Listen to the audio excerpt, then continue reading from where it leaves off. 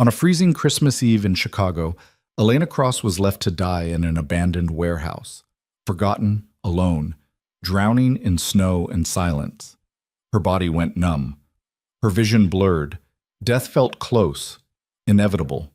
Then headlights tore through the storm.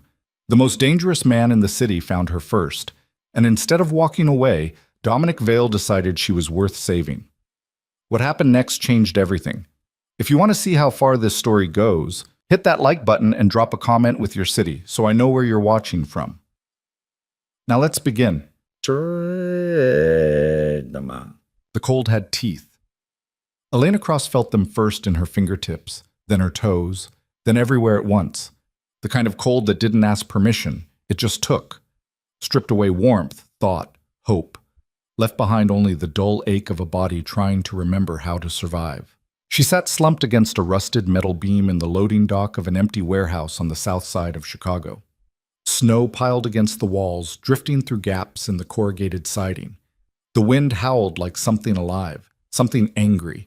Her breath came in shallow puffs, visible in the frozen air, each one a little weaker than the last.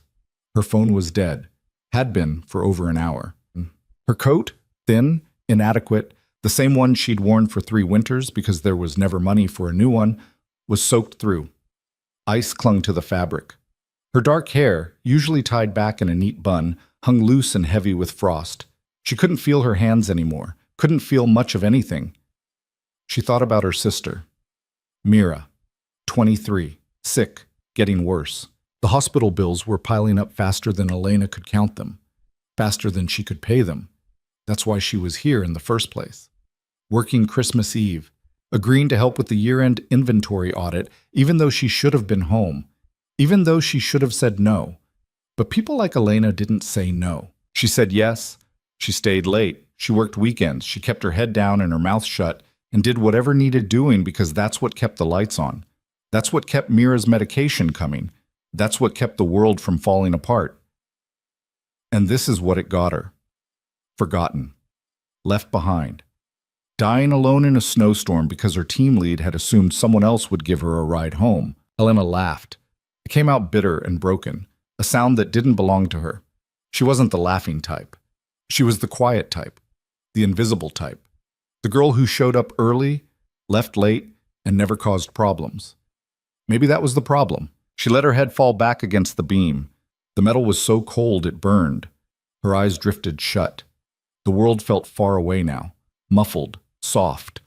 The pain was fading, and she knew that wasn't a good sign. Hypothermia didn't hurt. It lied. It whispered that everything was fine, that she could just rest a little, that sleep would make it better. She wanted to believe it. Her thoughts turned sluggish, disjointed. She thought about Mira's smile, the way her sister used to laugh before the sickness took that away too. She thought about the apartment they shared, cramped and cold, but theirs. She thought about all the things she'd never said, never done, never dared to want. And then, for reasons she couldn't explain, she thought about him, Dominic Vale. She'd seen him exactly 3 times in her life. The first time was 2 years ago. She'd been working late at the office, Maxwell Kingsley's private accounting firm, the kind of place that managed money for people who didn't ask questions about where it came from. She wasn't supposed to be there that night, wasn't supposed to see the black cars pull up outside, wasn't supposed to watch through the window as men in expensive suits stepped out, moving like shadows, dangerous and deliberate. And then he'd emerged. Tall, broad-shouldered, dark hair slicked back, sharp jawline, eyes that looked like they could see through walls. He moved with the kind of confidence that didn't need to prove itself, the kind that knew exactly how much power it held. Dominic Vale. Everyone knew the name, even people like Elena, who kept their noses buried in spreadsheets and tried not to notice things. You didn't work in Maxwell Kingsley's firm without understanding that some clients were more than clients. Some were dangerous, some were untouchable. Dominic was both. He ran half the city, maybe more. The kind of man who didn't just break rules, he rewrote them. People whispered about him in hallways, in bars, in places they thought were safe. They said he was ruthless, brutal, that he'd built his empire on blood and fear and an iron will that never bent. Elena had believed every word. And yet, The second time she saw him, he'd been standing in the lobby of the building waiting for an elevator. She'd been carrying a stack of files, eyes down, trying to be invisible. The doors had opened. She'd stepped inside. So had he. The space had felt too small. She'd kept her gaze on the floor, heart hammering, praying he wouldn't notice her. And he hadn't. Or so she thought. But when the elevator stopped on her floor and she'd hurried out, she'd glanced back. He'd been watching her, just for a second, just long enough for their eyes to meet. She'd felt it like a shock, like static, like something she didn't have a name for. Then the doors closed, and he was gone. The third time, Elena's thoughts fractured. The cold was deeper now, heavier. She couldn't remember what she'd been thinking about, couldn't remember why it mattered. Her vision blurred. The wind screamed, and then light. Sudden, bright, cutting through the snow like a blade. Headlights. Elena's eyes cracked open. She tried to move, tried to lift her head, but her body wouldn't cooperate. Everything felt distant, slow, wrong. A car door slammed. Footsteps, fast, urgent, a voice, low, rough, furious. Jesus Christ! Hands gripped her shoulders, warm, strong. She flinched, or tried to. Her muscles barely responded. Elena. Her name. He knew her name. She forced her eyes open wider, blinking against the brightness of the headlights. A face came into focus. Dark eyes, sharp features, a jaw clenched tight with something that looked like rage. Dominic Vale. She tried to speak. Her lips moved, but no sound came out. Don't, he said, his voice clipped, controlled. Don't try to talk. Just fuck. He shrugged out of his coat, long, black, expensive, and wrapped it around her. The warmth was immediate, shocking. She gasped, and the sound came out broken. I've got you, he said. His hands moved quickly, efficiently, checking her pulse, her breathing. You're not dying here. Not tonight. Elena wanted to argue, wanted to ask why he was here, how he was here, but the words wouldn't come. Her brain was too slow, too cold. Dominic slid one arm beneath her knees, the other behind her back, and lifted her like she weighed nothing. She felt the world tilt, felt herself pressed against his chest. He was solid, real, warm. Stay with me, he said, his voice closer now, almost soft. Don't close your eyes, Elena. Look at me. She did. His eyes were dark, intense, locked on hers with a focus that felt like it could burn through the cold. That's it, he murmured. Keep looking at me. You're going to be fine. She didn't believe him, but she didn't look away either. He carried her to the car, a sleek black sedan idling in the snow, and slid into the back seat with her still in his arms. The driver, a man she didn't recognize, glanced back. Hospital? The driver asked. No, Dominic said sharply. My place. Now. The driver didn't argue. The car pulled away from the warehouse, tires crunching over ice and snow. Elena shivered violently. Her teeth chattered. Dominic pulled her closer, wrapping his arms around her, rubbing her back in slow, deliberate strokes. You're in shock, he said. Your body's trying to warm itself up. Let it. Don't fight it. She didn't have the strength to fight anything. The drive felt both endless and too short. The city blurred past the windows, lights, buildings, people celebrating Christmas Eve like the world wasn't falling apart. Elena's mind drifted. She thought she heard Dominic speaking, low and urgent, but the words didn't make sense. Something about negligence, about consequences, about making sure this never happened again. Then the car stopped. Dominic carried her out into the cold again, but only for a moment. Doors opened. Warmth rushed in. He moved quickly through what looked like a lobby. Marble floors, gold fixtures, security guards who stepped aside without a word. An elevator. Rising. Silence except for the hum of machinery and Elena's ragged breathing. Then another door. Warmth again. Softer this time. A penthouse. Floor-to-ceiling windows overlooking the city, sleek furniture, dark wood, everything expensive and deliberate. Dominic carried her straight to a bedroom and set her down on the edge of a massive bed. He crouched in front of her, hands on her knees, eyes searching her face. Can you hear me? He asked. She nodded, barely. Good, I need to get you out of these wet clothes. You're not going to warm up until we do. Understand? Her cheeks flushed, whether from embarrassment or the slow return of circulation, she wasn't sure. She nodded again. Dominic stood and moved to a closet, pulling out a thick sweater and sweatpants. He set them on the bed beside her. "I'll be right outside," he said. "Call if you need help." He left. Closed the door behind him. Elena stared at the clothes.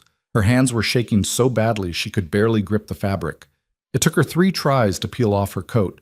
Her fingers fumbled with the buttons on her blouse. She wanted to cry, wanted to scream, wanted to understand what the hell was happening. Why was Dominic Vale here? How did he know where to find her? Why did he care? She managed to change, slowly, painfully, and pulled the sweater over her head. It smelled like him. Clean, expensive. Something darker underneath. She didn't know why that made her chest tighten. When she opened the door, Dominic was standing in the hallway, arms crossed, leaning against the wall. He looked up as she stepped out, his gaze sweeping over her quickly, assessing. "Better," he said. "Come on." He led her to the living room and guided her to a chair near the fireplace. Flames crackled in the hearth, throwing warm light across the room. He draped a heavy blanket over her shoulders and handed her a mug of something hot. "Tea," he said. "Drink." She took it. Her hands were still shaking, but she managed to bring the mug to her lips. The warmth spread through her chest, chasing away some of the numbness. Dominic sat across from her, elbows on his knees, watching her with an intensity that made her want to look away. But she didn't. "How are you feeling?" he asked. "Cold," she said. Her voice came out hoarse, weak. "You'll warm up. Give it time." Silence settled between them. Elena stared into the fire, trying to process everything, trying to make sense of it. "Why are you here?" she finally asked. Dominic's jaw tightened. "Because you were dying." "How did you know where I was?" He didn't answer right away. When he did, his voice was quieter, controlled. "I've been keeping an eye on you." Elena's breath caught. "What?" "For a while now," he said, meeting her gaze. 2 years. Her heart stuttered. "Why?" Dominic leaned back in his chair, his expression unreadable. "Because you're different." "Different how?" "You don't see me the way everyone else does." Elena frowned. "I don't even know you." Exactly. She didn't know what to say to that, didn't know how to respond to the weight in his voice, the way he looked at her like she was something precious, something worth protecting. "I don't understand," she said softly. "You don't have to." Dominic stood, moving to the window. His back was to her now, silhouette framed by the city lights. "You just need to know that you're safe here, that no one's going to hurt you again. I wasn't—" Elena stopped. She had been hurt, not physically, but left behind, forgotten, treated like she didn't matter. "Yes," Dominic said, as if he could read her thoughts. "You were." He turned back to face her. "The people who did this, who left you there, they're going to answer for it." Elena's stomach twisted. "What does that mean?" "It means they made a mistake, and I don't tolerate mistakes, not when it comes to you." Her pulse quickened. "Dominic, don't!" His voice was firm, final. "Don't defend them. Don't make excuses. They don't deserve it." She wanted to argue, wanted to tell him he was overreacting, but the truth was, she didn't have the energy, and maybe, just maybe, a small part of her didn't want to. The fire crackled. The snow continued to fall outside. Dominic crossed the room and sat down beside her. Closer this time. Close enough that she could feel the heat radiating from him. "You could have died tonight," he said quietly. "Do you understand that?" She nodded. "And if I hadn't found you—" He stopped. Exhaled. "I don't want to think about that." Elena looked at him, really looked at him, at the sharp lines of his face, the tension in his shoulders, the way his hands were clenched into fists like he was holding something back. "Why do you care?" she asked. Dominic's eyes met hers, dark, intense, unguarded in a way she'd never seen before. "Because I've been watching you for 2 years," he said. "And in all that time, I've never seen you be anything other than kind, hardworking, selfless. You take care of your sister. You show up when no one else does. You don't ask for anything. You don't complain. You just exist, quietly, like you don't think you deserve to take up space." Her throat tightened. And it drives me crazy, he continued, because you deserve more than that. You deserve more than being forgotten in a fucking warehouse on Christmas Eve. Elena's chest ached. She didn't know what to say. Didn't know how to process the fact that this man, this dangerous, powerful man, had been paying attention, had cared. I don't know what you want from me, she whispered. Nothing, Dominic said. I don't want anything from you. I just want you to be safe, to be warm, to know that you matter. Tears pricked at the corners of her eyes. She blinked them back, but one escaped anyway, sliding down her cheek. Dominic reached out, slow and careful, and brushed it away with his thumb. You matter, Elena, he said softly, more than you know. She broke. Not loudly, not dramatically, just quietly. The kind of breaking that happened when you'd been holding yourself together for too long and someone finally gave you permission to fall apart. Dominic pulled her into his arms. She didn't resist, didn't pull away. She just let herself lean into him, let herself be held, let herself feel safe for the first time in longer than she could remember. I've got you, he murmured against her hair. I've got you. And for the first time all night, Elena believed it. They stayed like that for a long time. The fire burned low. The snow piled higher outside. The city glittered in the distance, oblivious to the small, fragile moment unfolding in the penthouse. When Elena finally pulled back, her eyes were red but dry. She looked at Dominic, really looked at him, and saw something she hadn't expected. Vulnerability. Thank you, she said. He shook his head. Don't thank me. I should have been there sooner. You were there when it mattered. Dominic's expression softened. Just a fraction, just enough. Stay here tonight, he said. It's not safe for you to go home in this weather. And He paused. I want to know you're okay. Elena should have said no, should have insisted on leaving, should have put distance between herself and this man who was too dangerous, too complicated, too much. But she didn't. Okay, she said. Dominic nodded. Stood. I'll get you set up in the guest room. You need rest. He started to walk away, but Elena's voice stopped him. Dominic. He turned back. How did you know where to find me? His jaw tightened. I tracked your phone. Her eyes widened. You what? 2 years ago, he said evenly. After the second time I saw you, I had someone install tracking software just in case. Elena stared at him. She should have been angry, should have been horrified, but all she felt was something else. Something she didn't have a name for. That's insane, she said. I know. That's illegal. I know. You can't just, I can, Dominic said. And I did. Because the thought of something happening to you and me not knowing, he stopped, exhaled. I couldn't live with that. Elena didn't know what to say, didn't know how to reconcile the fact that this should terrify her. But it didn't. You're out of your mind, she said softly. Dominic's lips twitched, almost a smile. Probably. He left to prepare the guest room, and Elena sat alone by the fire, trying to make sense of everything. Her life had been so small, so predictable. Wake up. Go to work. Take care of Mira. Repeat. She'd never asked for more, never dared to want more. And now there was this, him. A man who'd been watching her, protecting her, caring about her in ways she didn't understand. It should have scared her, but it didn't. When Dominic returned, he led her to the guest room, a space bigger than her entire apartment, with a bed that looked like a cloud and windows that overlooked the city. If you need anything, he said, I'm across the hall. Elena nodded. He hesitated, like he wanted to say something else. But he didn't. He just nodded and left, closing the door quietly behind him. Elena climbed into the bed, pulling the covers up to her chin. The sheets were soft. Warm. Everything about this place was warm. She closed her eyes. And for the first time in years, she didn't dream about drowning. She dreamed about headlights cutting through the storm, about being found. Elena woke to sunlight streaming through unfamiliar windows and the distant sound of the city waking up below. For a moment, she didn't remember where she was. Then it all came rushing back. The cold, the warehouse, Dominic's hands lifting her out of the snow. She sat up slowly, testing her body. Her muscles ached. Her fingers were stiff. But she was warm, alive. The clock on the nightstand read 8:47, Christmas morning. She should have been at home, should have been making breakfast for Mira, watching her sister try to pretend she felt well enough to celebrate.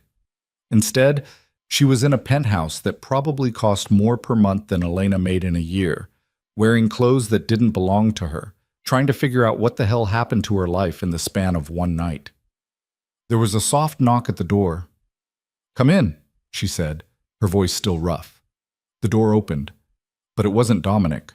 A woman stepped inside, mid-50s, gray hair pulled back in a neat bun, wearing a simple black dress and an expression that managed to be both warm and no-nonsense at the same time. "Good morning, Miss Cross," the woman said. "I'm Margaret. Mr. Vale asked me to check on you and see if you needed anything."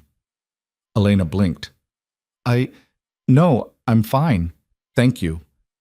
Margaret's gaze swept over her, assessing. "You don't look fine. You look like someone who nearly froze to death last night." Elena almost laughed. "Yeah, that's pretty accurate. Mr. Vale is having breakfast prepared. He'd like you to join him when you're ready." Margaret moved to the closet and pulled out a set of clothes, soft leggings, a cashmere sweater, thick socks. All new, all in Elena's size. "These should fit. There's a bathroom through that door. Take your time." She set the clothes on the bed and turned to leave. "Wait," Elena said. How does he know my size?" Margaret paused. Her expression didn't change. "Mr. Vale is very thorough, Miss Cross. He pays attention to details." Then she was gone. Closing the door quietly behind her, Elena stared at the clothes, at the soft, expensive fabric, at the evidence that Dominic had been planning this, preparing for this, like he'd known she'd end up here. She should have been disturbed. She was, a little, but mostly she was just confused. She got up, showered in a bathroom that had heated floors and a rainfall shower head, and changed into the clothes Margaret had left. They fit perfectly. Of course they did.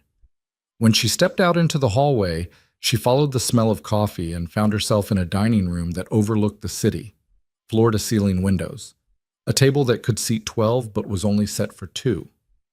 And Dominic, standing by the window with a cup of coffee in his hand, staring out at the skyline. He turned when she entered. His eyes moved over her quickly, taking in the clothes, the damp hair, the fact that she was upright and moving. "You're awake," he said.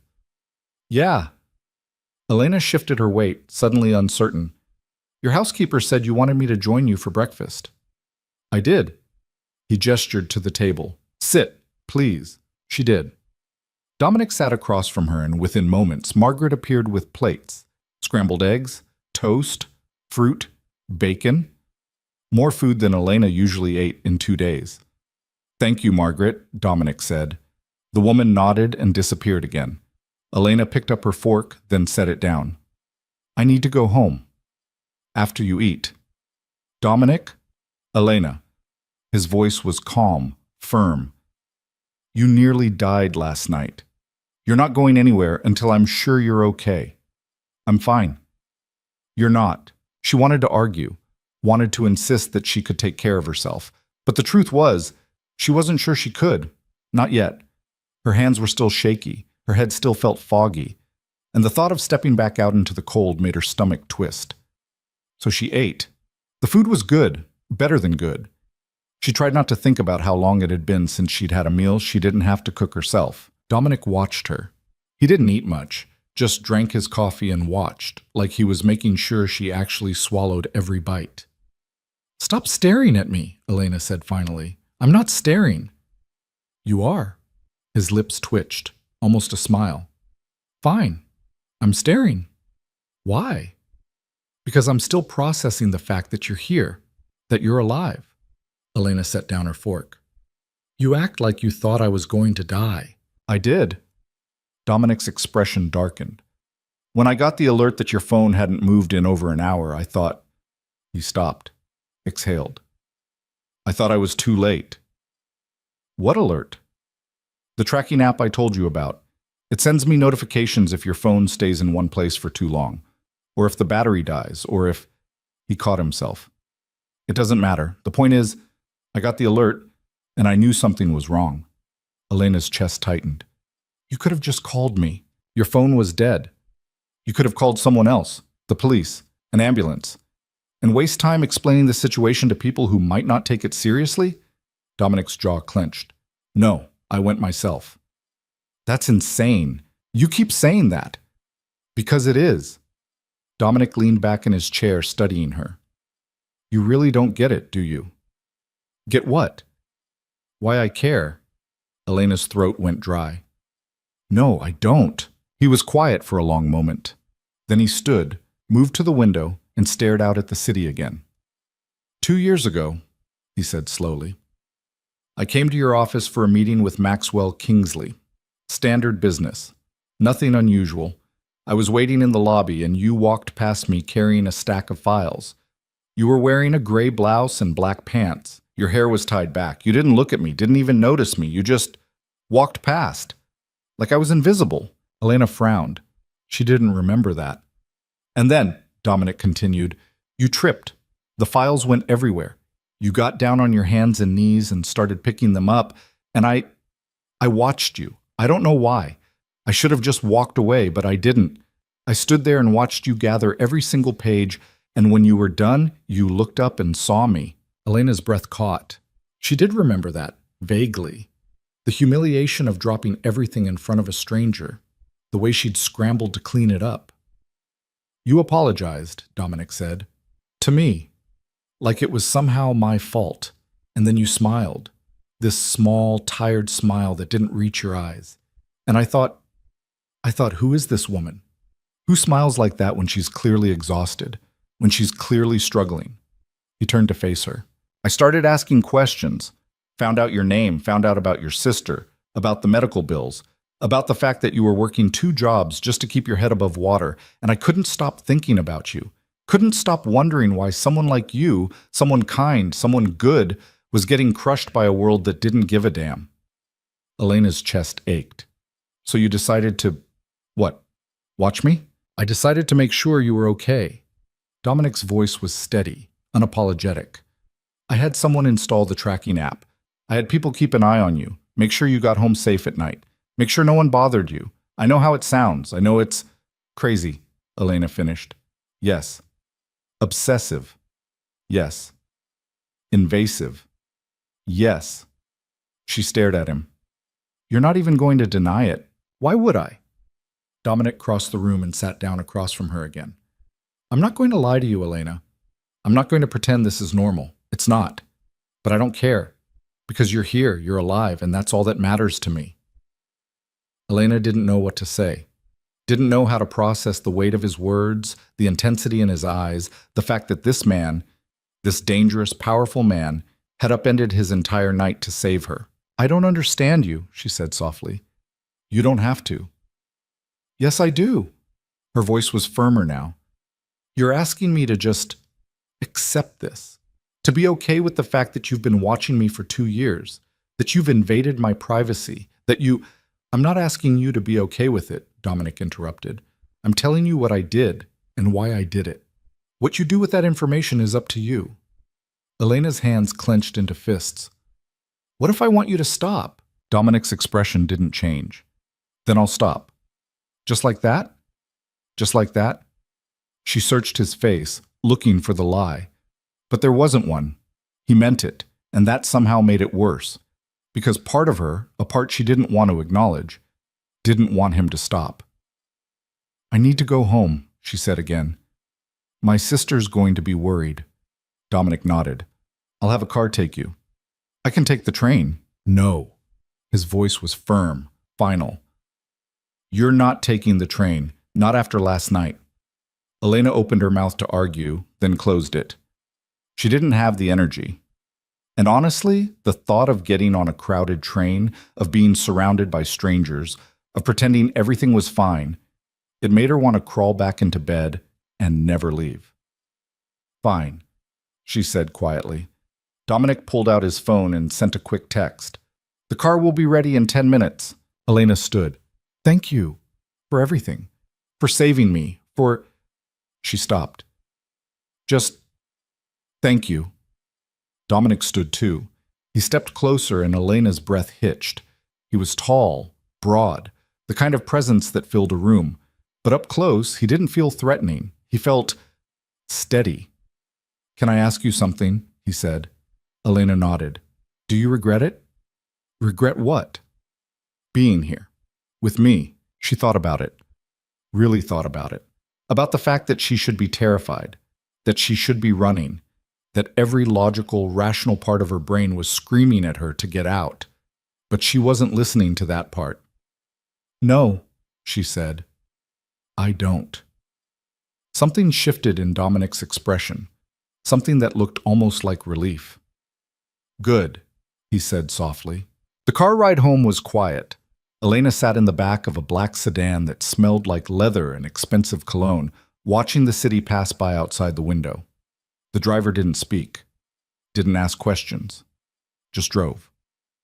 When they pulled up outside her apartment building, a rundown 3-story walk-up in a neighborhood that had seen better days, the driver got out and opened her door. Thank you, Elena said. He nodded, didn't smile, just got back in the car and drove away.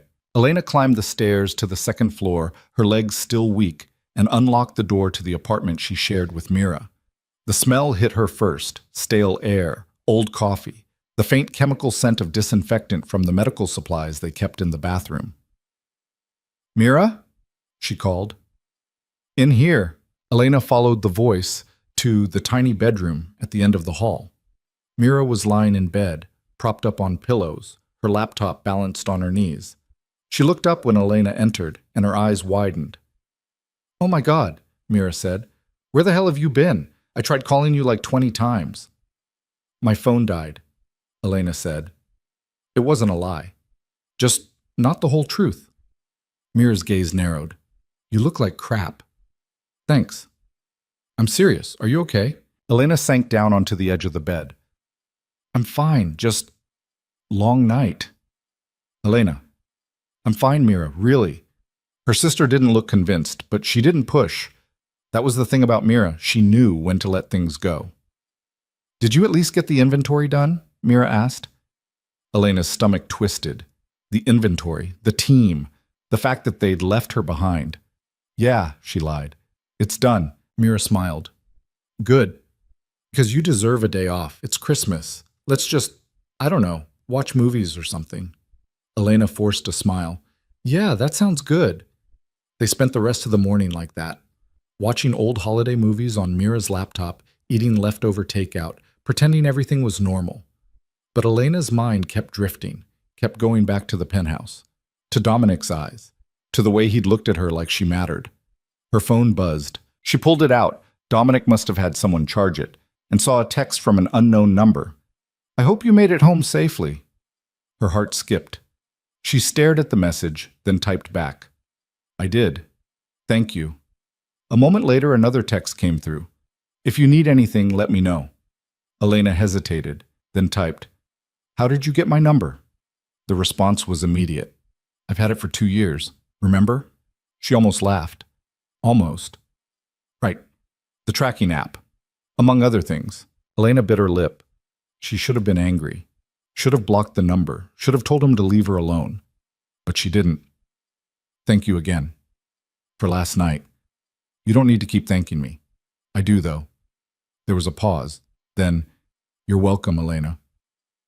She set the phone down and tried to focus on the movie, but her mind was elsewhere. The next few days passed in a blur. Elena went back to work, ignoring the stares and whispered conversations from her coworkers. No one asked her about Christmas Eve. No one apologized. It was like it never happened. Except it had. And Elena couldn't stop thinking about it. She couldn't stop thinking about him. Dominic didn't text her again, didn't call, didn't show up. And part of her was relieved. But another part, a part she didn't want to acknowledge, was disappointed. Then, 3 days after Christmas, everything changed. Elena came home from work to find Mira sitting on the couch, staring at her laptop with wide eyes. Elena, Mira said slowly, you need to see this. Elena set down her bag. See what? Mira turned the laptop around. On the screen was an email from the hospital. The subject line read, Account balance update. Elena's stomach dropped. What is it? They're saying the balance is 0, Mira said, her voice shaking. All of it, the bills, the treatments, everything. It's paid. Elena's breath caught. That's not possible. That's what I thought. So I called them, and they confirmed it. Someone made an anonymous payment, covered everything. Elena's legs gave out. She sank onto the couch, her mind racing. Who would do that, Mira asked. Who even has that kind of money? Elena knew. She knew exactly who. Her hands were shaking as she pulled out her phone and typed a message. What did you do? The response came seconds later. What needed to be done? Dominic, your sister deserves to get better, and you deserve not to drown in debt trying to save her. Elena's throat tightened. Tears pricked at her eyes. You can't just... I can. And I did. She stared at the screen. At the words. At the proof that this man, this stranger who wasn't really a stranger, had just changed her life in a way she couldn't repay. Why? Because you matter, Elena. I told you that. She didn't know what to say, didn't know how to respond.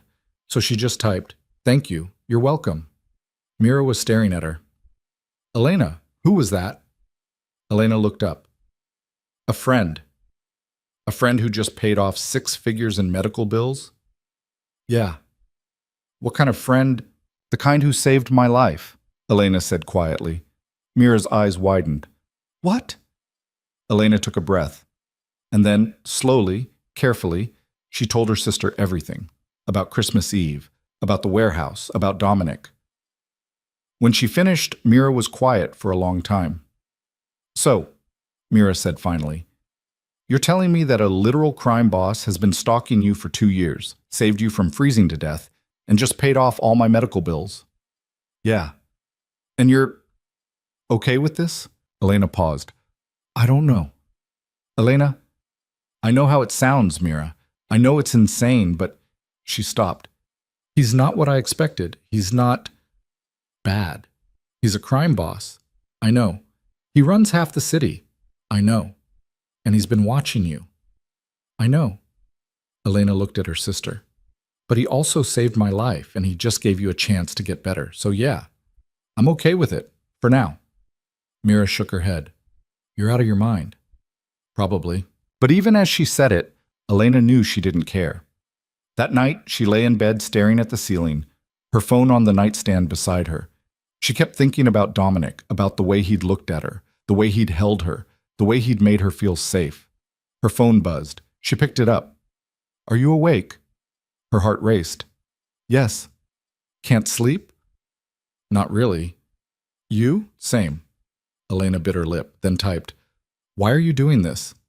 Because I can't stop thinking about you. Her breath caught. Dominic, I know it's not what you want to hear, but it's the truth. I don't know what I want to hear. Then don't think about it. Just talk to me. And so she did. They texted for hours. About nothing. About everything. About her job, his work, the city, the snow. It was easy, natural, like they'd known each other for years instead of days. When Elena finally fell asleep, it was with her phone in her hand and a smile on her face. And for the first time in a long time, she didn't feel alone. The texting became a habit. Every night, after Mira fell asleep and the apartment went quiet, Elena's phone would buzz. And every night she'd pick it up, knowing exactly who it was. They talked about everything and nothing. Dominic told her about the city, about the parts of Chicago most people never saw, the underground clubs, the backroom deals, the network of power that ran beneath the surface like electrical wiring. He didn't glamorize it. Didn't pretend it was something it wasn't. He just told her, like he trusted her to understand. And somehow, she did.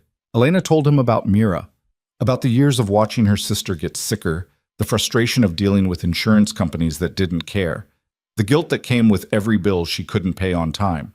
She told him about her parents, gone in a car accident when she was 19 and Mira was 14, about how she'd dropped out of college to take care of her sister, about how her life had become this small, careful thing built entirely around survival. Dominic listened, never interrupted, never offered empty platitudes, just listened.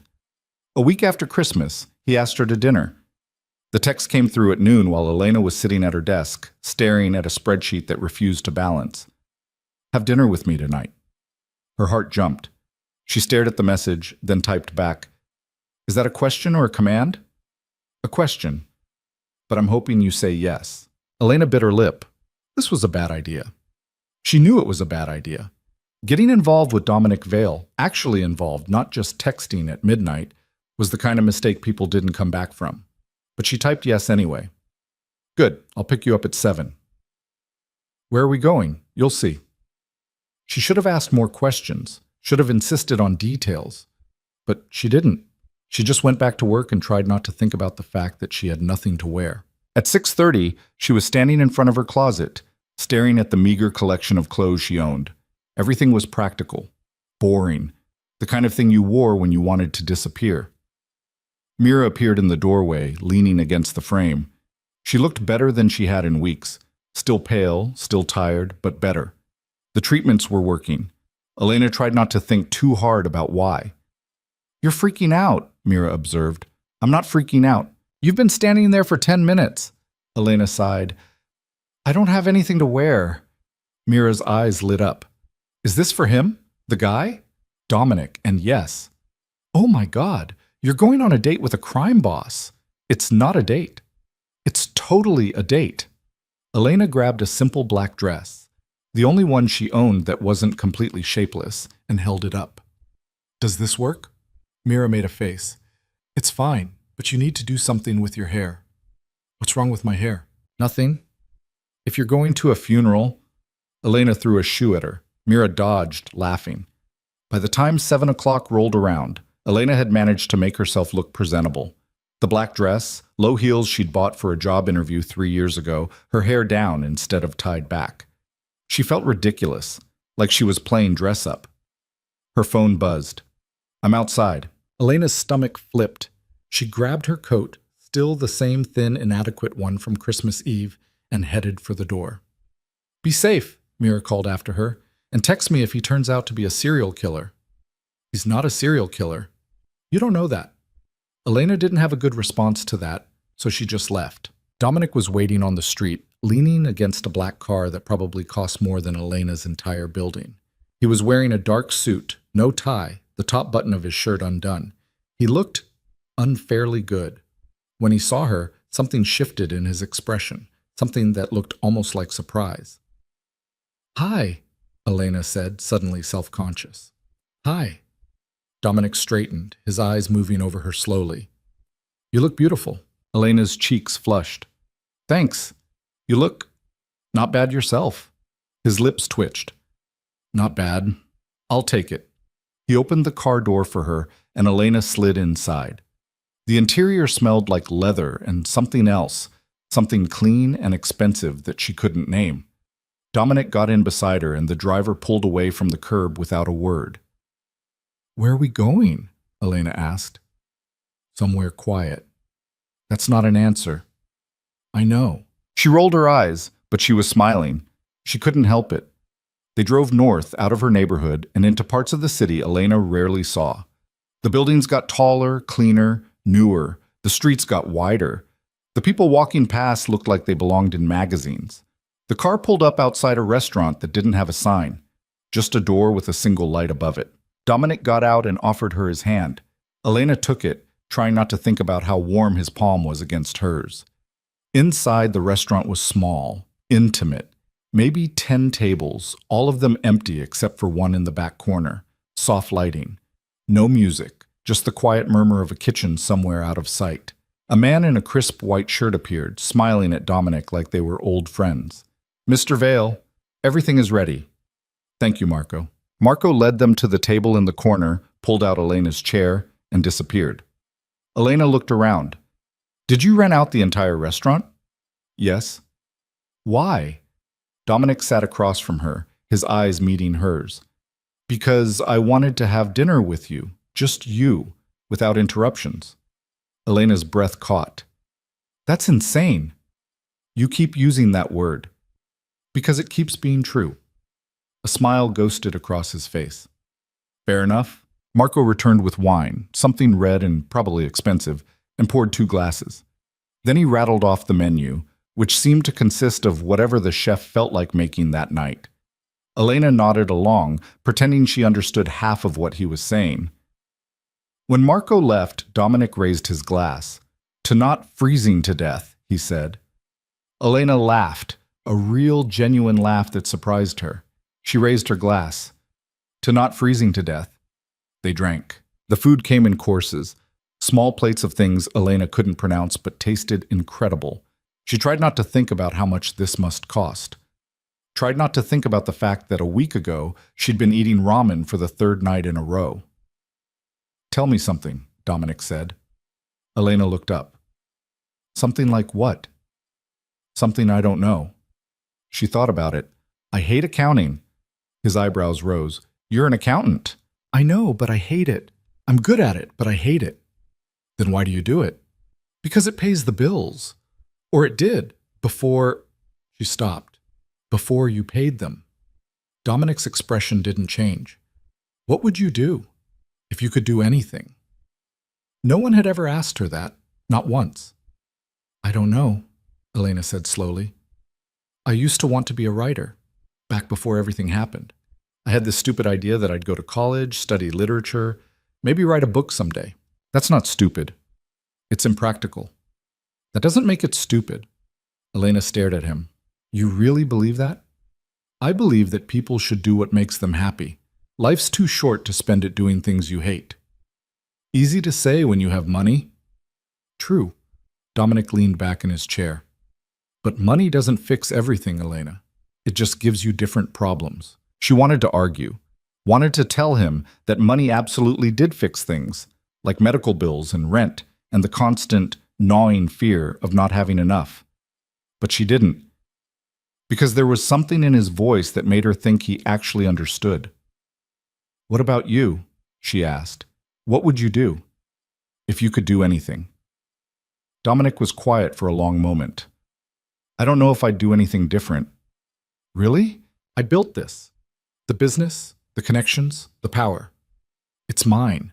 I'm not going to apologize for it. I'm not asking you to." "Aren't you?" Elena frowned. "No, I'm just trying to understand." "Understand what?" "You. Why you do what you do. Why you live the way you live." Dominic's jaw tightened. "You want the truth?" "Always. I do it because I can, because I'm good at it, and because the alternative, being powerless, being at someone else's mercy, is worse than anything else I can imagine." Elena felt something shift in her chest. "What happened to you? What makes you think something happened?" "Because people don't become what you are without a reason." Dominic's eyes darkened. For a moment she thought he wouldn't answer. Then he said, "My father was a gambler, a bad one. He owed money to people who didn't forgive debt. When I was 16, they came to collect, burned down our house, killed my mother, beat my father so badly he never walked again." Elena's breath stopped. "I was at a friend's house that night," Dominic continued, his voice flat, controlled. "When I came home, everything was gone. My mother. My home. My father might as well have been dead. He just took another 10 years to finish the job. Dominic, I swore that would never happen again, that I would never be powerless, that I would never let anyone take from me what I wasn't willing to give." He looked at her. "So I built this, piece by piece, and now no one touches me. No one touches what's mine." Elena's throat tightened. "I'm sorry." "Don't be. Made me who I am. That doesn't make it okay." "No, but it's the truth." They sat in silence for a while. The food kept coming, but Elena barely tasted it. She was too focused on the man across from her, on the cracks in his armor that he'd just let her see. "Can I ask you something?" she said finally. "Yes." "Why me?" Dominic's gaze sharpened. "What do you mean?" "I mean, you're you. You could have anyone, do anything. So why are you here with me?" "Because you're the only person who's ever looked at me like I'm just a man." Elena blinked. "What?" "Everyone else sees the reputation, the power, the things I've done. They see Dominic Vale, the crime boss, the monster." He leaned forward.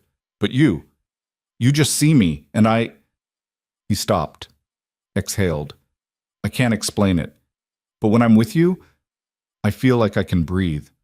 Elena's heart was pounding. "You barely know me." "I know enough. You know what you've seen, what you've watched." And what I've seen is someone who spent her entire life taking care of other people. Someone who's kind even when the world gives her no reason to be. Someone who deserves more than she's gotten. Dominic's voice dropped. I know enough, Elena. She didn't know what to say. Didn't know how to respond to the weight of his words, the intensity in his eyes.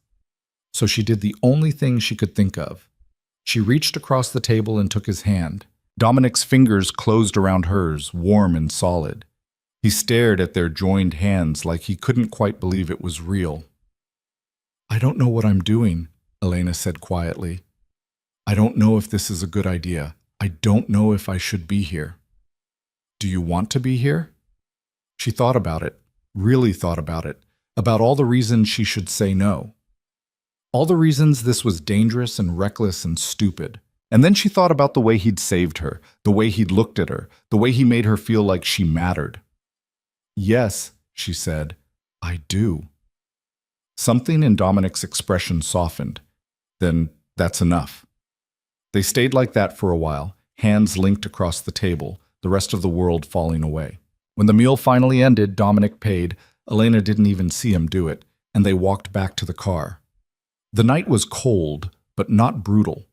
The kind of cold that made you want to stand a little closer to the person beside you. Dominic opened the car door for her, but before she could get in, he stopped her. Elena. She turned. He was standing so close she could feel the heat radiating off him. I need to tell you something, he said. Her heart skipped. Okay, I'm not good at this. At whatever this is. I don't do relationships. I don't let people in. But you... He stopped. You make me want to try. Elena's breath caught. Dominic.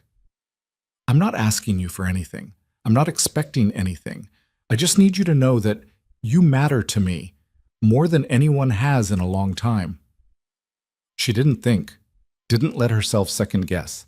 She just stepped forward, rose up on her toes, and kissed him. For a second, Dominic went still. Frozen. Like he couldn't believe what was happening. Then he kissed her back. His hands came up to cup her face, gentle and sure, and Elena felt the world tilt. This wasn't soft, wasn't tentative. This was need and want and something deeper, something that had been building between them since the moment he'd found her in the snow. When they finally pulled apart, both of them were breathing hard. I've wanted to do that since Christmas, Dominic said, his voice rough. Elena laughed, breathless. Why didn't you? Because I was trying to be respectful, trying not to push. Stop trying. His eyes darkened. Elena, I mean it. Stop holding back. Stop treating me like I'm going to break. I'm here because I want to be, so just... She stopped. Just be honest with me about everything. Dominic searched her face. Then he nodded. Okay. Okay. He kissed her again. Slower this time, deeper, like he was trying to memorize the taste of her. When they finally got in the car, Elena's head was spinning. She sat beside Dominic, his hand resting on her knee, and tried to process what had just happened. She'd kissed him. She'd kissed Dominic Vale, and it had felt right. The driver took them back to Elena's apartment. When the car stopped, Dominic walked her to the door. Thank you, Elena said, for tonight, for everything. You don't need to thank me. I know, but I want to. Dominic smiled. A real smile, not the guarded one she'd seen before. Good night, Elena. Good night. She went inside, climbed the stairs, and let herself into the apartment. Mira was asleep on the couch, the TV still on. Elena turned it off, grabbed a blanket, and draped it over her sister. Then she went to her room, lay down on the bed, and stared at the ceiling. Her phone buzzed. I can't stop thinking about that kiss. Elena smiled. Good. Neither can I. When can I see you again? Tomorrow? Tomorrow. She set the phone down, her heart still racing, and closed her eyes. For the first time in years, Elena felt like she was exactly where she was supposed to be. The next morning, she woke up to a text from Dominic. Something came up. I'll explain later. Stay safe. Elena frowned. That didn't sound good. She got ready for work, trying not to worry, but the feeling lingered, a knot in her stomach that wouldn't go away. When she got to the office, the atmosphere was different, tense. People were whispering in corners, avoiding eye contact. Elena's desk phone rang. "Elena Cross," she answered. "Miss Cross, this is Mr. Kingsley's assistant. He'd like to see you in his office. Now." Elena's stomach dropped. "Okay, I'll be right there." She hung up and stood, her hands shaking. Maxwell Kingsley didn't call people into his office unless something was very wrong. She walked down the hallway, past the stairs and whispers, and knocked on Kingsley's door. "Come in." She stepped inside. Kingsley was sitting behind his desk, his expression unreadable. Beside him stood a man Elena didn't recognize, tall, thin, wearing a suit that looked like it cost more than her rent. "Sit down, Miss Cross," Kingsley said. Elena sat. Kingsley folded his hands on the desk. "I'm going to be direct. There's been an issue with the year-end inventory audit." Elena's heart sank. What kind of issue? The kind where someone needs to take responsibility. Kingsley's eyes were cold. And unfortunately, that someone is you. "What?" Elena's voice came out sharper than she intended. "I wasn't even there. I was left behind in the warehouse, which is why this is your responsibility," the thin man interrupted. His voice was smooth, oily. "You failed to complete your assigned tasks. You abandoned your post, and as a result, there are discrepancies in the records." Elena stared at him. "That's not what happened." "Isn't it?" The man smiled. "Because from where I'm standing, it looks like you left early, failed to do your job, and now you're trying to shift the blame." "That's a lie." "Miss Cross," Kingsley said, his tone final. "We're terminating your employment, effective immediately." The words hit like a punch to the gut. "You can't." "We can, and we are." Kingsley pushed a folder across the desk. "Sign this. It's a standard severance agreement. You'll receive 2 weeks' pay in exchange for your signature and your silence." Elena's hands were shaking as she opened the folder. The words blurred together. Non-disclosure, non-disparagement, waiver of claims. They were trying to silence her. She looked up. "This is because of Dominic, isn't it?" Kingsley's expression didn't change, but the thin man's smile widened. "I don't know what you're talking about," Kingsley said. "Yes, you do." Elena stood, her voice steady despite the fear coursing through her. "You're doing this because I'm involved with him, because you're scared of what he might do." "Sign the agreement, Miss Cross." "No." The room went silent. "No?" Kingsley's voice was dangerous now. "No." Elena picked up the folder and dropped it back on his desk. "I'm not signing anything, and if you want to fire me, fine, but I'm not going quietly." She turned and walked out before either of them could respond. Her legs were shaking by the time she got to her desk. She grabbed her bag, ignored the stairs, and walked out of the building. She made it halfway down the block before her phone rang. "Dominic." "Hello?" Her voice cracked. "Elena, what happened? How do you—" "I have people watching the building. Tell me what happened."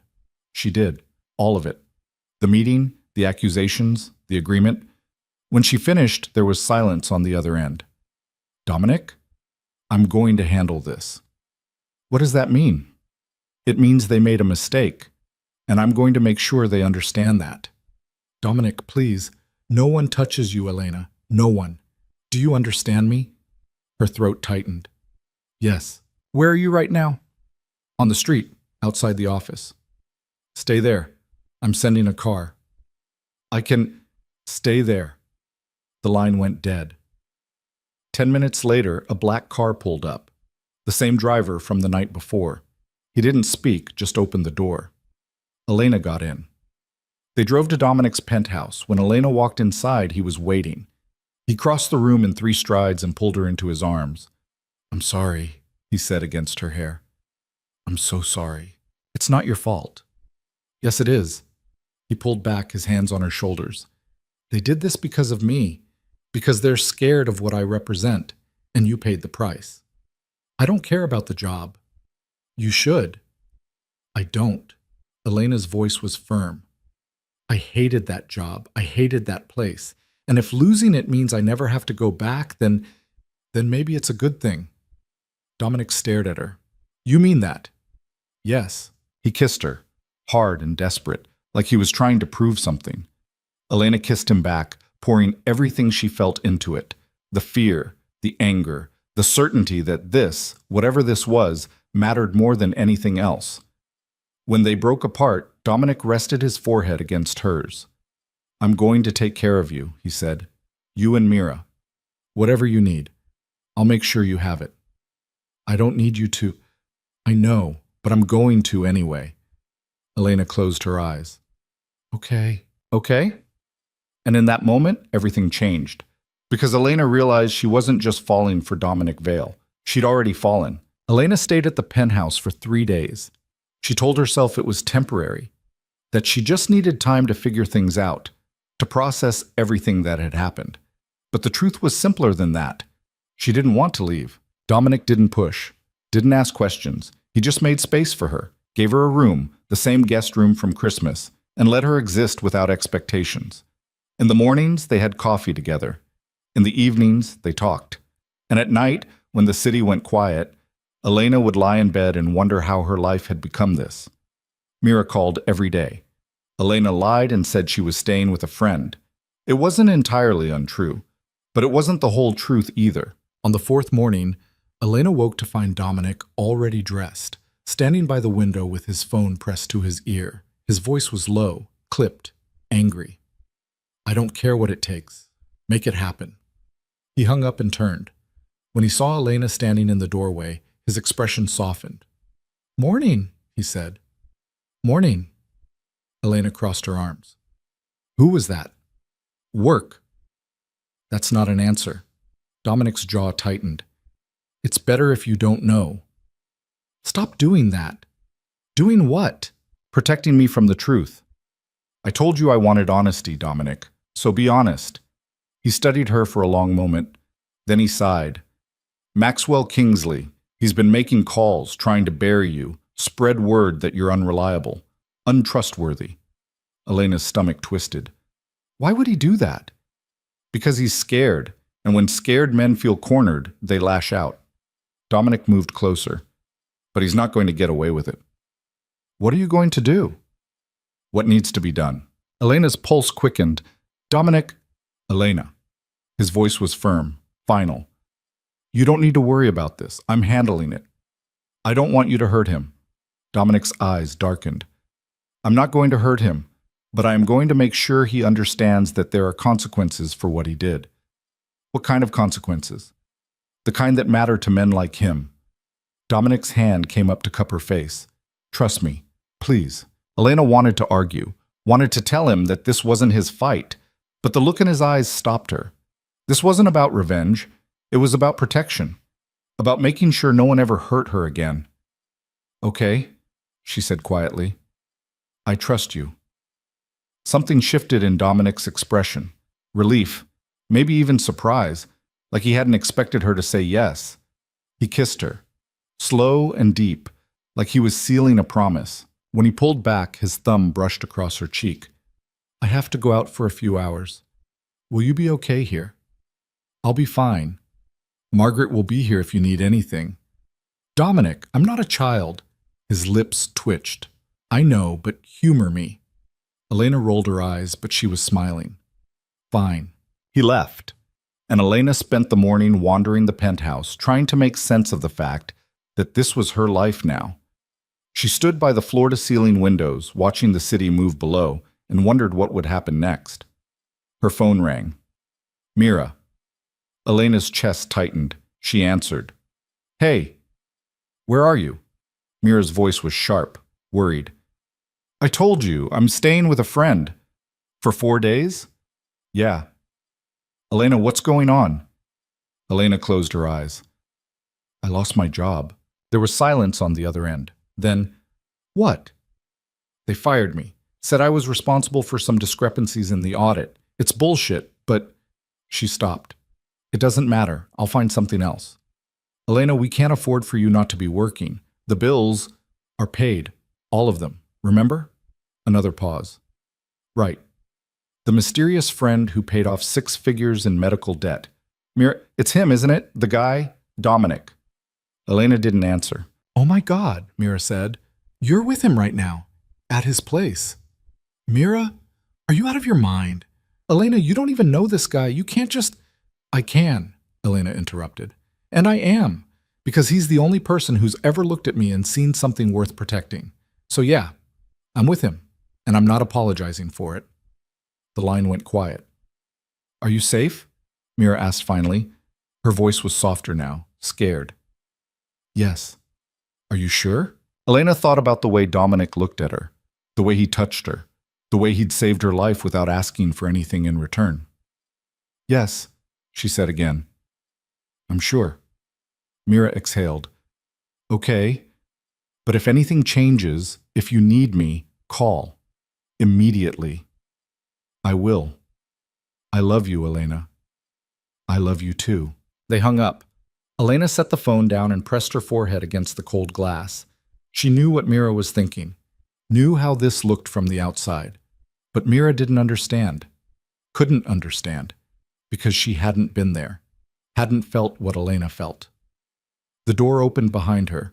Elena turned. Margaret stood in the doorway holding a garment bag. Mr. Vale asked me to give you this, Margaret said. Elena frowned. What is it? Something for tonight. Tonight? Margaret's expression didn't change. He'll explain when he returns. In the meantime, you should eat. I've prepared lunch. She left before Elena could ask more questions. Elena unzipped the garment bag. Inside was a dress, deep emerald green, sleek and elegant, with a neckline that would show just enough without being too much. The fabric felt like water under her fingers. She stared at it, heart racing. What the hell was tonight? Dominic returned just after 3. He found Elena sitting in the living room, the dress draped across her lap. You got my gift, he said. Elena looked up. What's tonight? A party. What kind of party? Dominic sat down beside her. The kind where powerful people gather and pretend they're friends, business associates, investors, people I need to keep happy. And you want me to go with you? Yes. Elena's stomach twisted. Why? Because I want you there. Dominic's hand covered hers. Because I'm tired of going to these things alone, and because... He stopped. Because I want people to know you're with me. Dominic, I don't fit into that world. Neither do I. Not really, but we'll manage. Elena wanted to say no, wanted to tell him this was too much, too fast. But the way he was looking at her, hopeful, vulnerable, made it impossible. Okay, she said. I'll go. Dominic's shoulders relaxed. Thank you, but if I embarrass you, you won't. You don't know that. Yes, I do. He kissed her forehead. You could never embarrass me, Elena. She wanted to believe him. By 7, Elena was dressed and staring at herself in the mirror. The green dress fit perfectly, of course it did, and Margaret had helped with her hair and makeup. Elena barely recognized herself. She looked expensive, like someone who belonged in Dominic's world. It felt like a costume. Dominic appeared in the doorway, dressed in a sharp black suit that made him look even more dangerous than usual. His eyes swept over her, and something dark and hungry flickered in his gaze. You're stunning, he said. Elena's cheeks flushed. I feel ridiculous. You look perfect. Dominic. He crossed the room and took her hand. I mean it. You're the most beautiful woman I've ever seen. Elena's breath caught. You're biased. Maybe, but I'm also right. The party was held in a hotel ballroom downtown, the kind of place with crystal chandeliers and marble floors and waiters carrying champagne on silver trays. Elena had never been anywhere like it. Dominic kept her close. His hand rested on the small of her back as they moved through the crowd, a constant, grounding presence. People stared, whispered. Elena heard the questions in their eyes, even if they didn't voice them aloud. Who is she? Where did she come from? What is Dominic Vale doing with someone like her? A man approached, tall, gray-haired, wearing a suit that probably cost more than Elena's old apartment. He smiled at Dominic like they were old friends, but his eyes were cold. Dominic, good to see you. Richard? Dominic's voice was neutral, polite. This is Elena Cross. Elena? Richard Hammond. He runs most of the real estate development on the north side. Richard extended his hand. Elena shook it, trying not to let her nerves show. A pleasure, Richard said. His gaze lingered on her a moment too long. I don't believe we've met before. We haven't, Elena said. Elena's been working in accounting, Dominic said smoothly, though she's exploring other opportunities now. I see. Richard's smile didn't reach his eyes.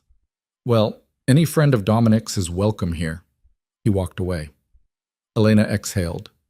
That was horrible, she muttered. Dominic's hand tightened on her back. You did fine. He looked at me like I was something he scraped off his shoe. Richard looks at everyone like that. Don't take it personally. Elena wanted to argue, but more people were approaching. Introductions blurred together, names she'd forget in 5 minutes.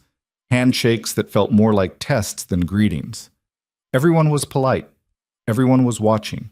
By the time they made it to the bar, Elena's head was spinning. Dominic ordered her a drink, something clear and cold, and handed it to her. You're doing great, he said quietly. I feel like I'm drowning. I know, but you're not. You're handling this better than most people would. Elena took a sip of her drink. It burned going down. How do you stand this? Practice, and the knowledge that most of these people are just as uncomfortable as you are. They're just better at hiding it. That's supposed to make me feel better? Dominic's lips twitched. A little. A woman approached, mid-40s, blonde, wearing a dress that looked like it cost more than a car.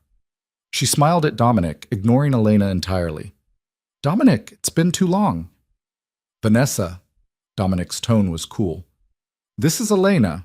Vanessa Crane. She's on the board of several charities in the city. Vanessa's gaze finally shifted to Elena.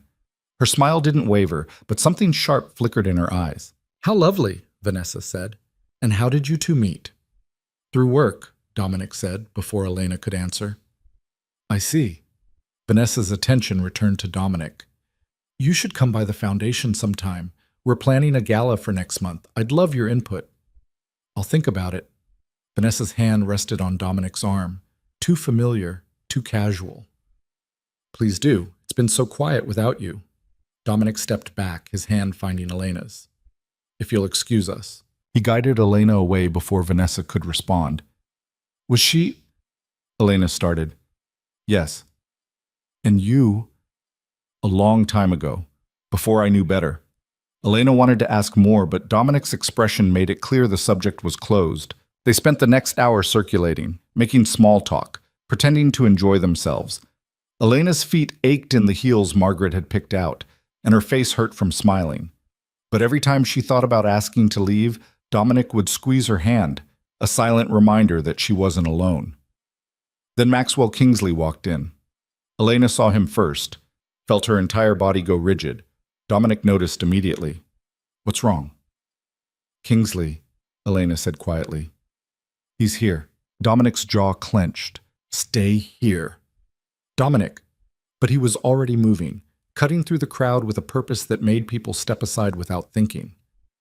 Elena watched as Dominic approached Kingsley, saw the older man's face go pale, saw the way Dominic leaned in, said something too quiet for anyone else to hear, saw Kingsley nod, his hands shaking.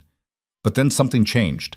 Kingsley's expression hardened. He said something back, sharp, defiant. Dominic's posture shifted, became more threatening. Elena's heart started to race. She moved closer, weaving through the crowd, trying to hear what they were saying. Don't think you have that kind of power anymore, Kingsley was saying, his voice low but audible now. Times are changing, Vale, and you're not as untouchable as you think. Is that a threat? Dominic's voice was ice. It's a fact. You've been making enemies, powerful ones, and they're tired of watching you operate like you own this city. I do own this city, Kingsley smiled. It looked wrong on his face. Not for much longer. You've overstepped, taken something that didn't belong to you, and now there will be consequences. Elena's blood ran cold. He was talking about her. If you touch her, Dominic started, I won't have to. Kingsley's eyes flicked to Elena, who'd stopped a few feet away. She's already in danger just by being with you. You've painted a target on her back, and sooner or later someone's going to take aim. Dominic's hand shot out, grabbing Kingsley by the collar. Several people nearby gasped. Security started moving toward them. Listen very carefully, Dominic said, his voice barely above a whisper but carrying absolute authority. If anything, and I mean anything, happens to Elena, I will hold you personally responsible. And what I do to you will make you wish you'd never been born." He released Kingsley with a shove. The older man stumbled back, his face flushed with anger and fear. "You're making a mistake," Kingsley said. "No, you did, when you tried to use her against me." Dominic turned and took Elena's hand, leading her toward the exit. Behind them, the crowd was already buzzing with whispered speculation. They didn't speak until they were in the car. The driver pulled away from the hotel, and Elena finally found her voice. "What did he mean?" she asked. "About enemies? About consequences?" Dominic's jaw was tight. "Nothing you need to worry about." "Don't do that. Don't shut me out." He turned to look at her. His eyes were dark, troubled. "There are people in this city who don't like the fact that I've consolidated so much power. They've been looking for ways to weaken me, to force me to make mistakes. And I'm a mistake? No. You're a vulnerability. There's a difference." Elena's chest tightened. "So Kingsley was right. Being with you puts me in danger." "Yes. The blunt honesty hurt more than a lie would have. Then maybe I should—" "No." Dominic's hand gripped hers. "Don't finish that sentence. I'm not letting you go, Elena. Not because of threats from small men who think they can intimidate me. But if something happens to me, it won't. Because I'll make sure of it. I'll increase security. I'll have people watching you every second of every day. I'll do whatever it takes." Elena pulled her hand free. "That's not a life, Dominic. That's a prison. It's temporary, until I deal with this." "Deal with it how?" Dominic's expression went cold. "You don't want to know." "Yes, I do." He was quiet for a long moment. Then he said, "I'm going to find out who's pushing Kingsley, who's trying to use you to get to me, and I'm going to make sure they understand that there are some lines you don't cross. You're going to hurt people. Probably. Dominic, this is who I am, Elena." His voice was harsh now, raw. "I'm not a good man. I'm not someone who solves problems with words and compromise. I solve them with power and fear and sometimes violence. And if that's something you can't accept, then maybe you're right. Maybe you should walk away." Elena stared at him, at the man who'd saved her, who'd protected her, who'd made her feel things she'd never felt before. And she realized something important. She didn't want to walk away. "I'm not going anywhere," she said quietly. Dominic's expression shifted. Surprise. Hope. "You mean that?" "Yes, but I need you to promise me something. Anything. Promise me you'll come back, that whatever you do, whoever you have to face, you'll come back to me." Dominic's hand came up to cup her face. "I promise." "Say it again." "I promise, Elena. I'll always come back to you." She believed him. When they got back to the penthouse, Elena found Mira waiting in the living room. Her sister stood when they entered, her expression a mix of concern and determination. "We need to talk," Mira said. Elena's stomach sank. "How did you—" "I took a cab, used some of the money from my savings." Mira's gaze shifted to Dominic. "I needed to see for myself what was going on." Dominic nodded. "I'll give you two some privacy." He started to leave, but Mira stopped him. "No, you should stay. This involves you too." Dominic looked at Elena. She nodded. He stayed. Mira took a deep breath. "I know who you are, Dominic Vale. I've done research, read articles, talked to people, and I know what you do, what you're involved in." "Mira," Elena started. "Let me finish." Mira's voice was firm. "I know you're dangerous. I know being with you puts Elena at risk, and I know I should probably tell her to run as far away from you as possible." Elena's heart was pounding. "But," Mira continued, "I also know that you saved her life, that you've paid for my medical treatment, that you've given us opportunities we never would have had otherwise. And I've seen the way you look at my sister." Dominic's expression was carefully neutral. "How do I look at her?" "Like she's the only thing in the world that matters." Mira's eyes were bright. "And I've seen the way she looks at you, like you're the answer to something she's been asking her whole life." Elena's throat tightened. "So here's what I need to know," Mira said. "Are you going to keep her safe, no matter what?" "Yes," Dominic said without hesitation. "Even if it costs you." "Especially then." "And you love her? Really love her? Not just as some kind of Possession or trophy? I love her more than I've ever loved anything in my life. Mira studied him for a long moment. Then she nodded.